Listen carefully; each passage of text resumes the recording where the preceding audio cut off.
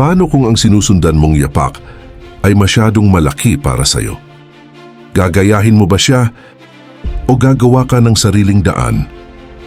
Welcome back sa channel na nagtuturo ng real-life power principles na pwedeng i-apply sa negosyo, career at personal growth. Ngayon, pag-uusapan natin ang Law 41 Avoid. Stepping into a great man's shoes.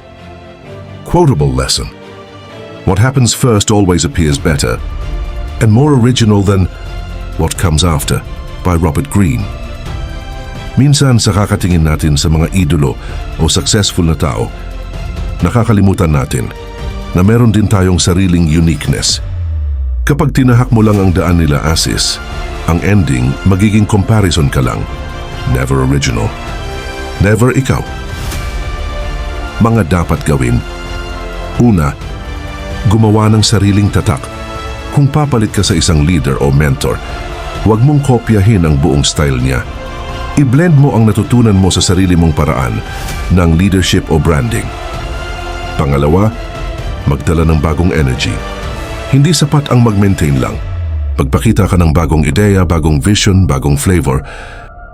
Pangatlo, iwasan ang comparison trap. Huwag kang pa-pressure kung lagi kang kinukumpara.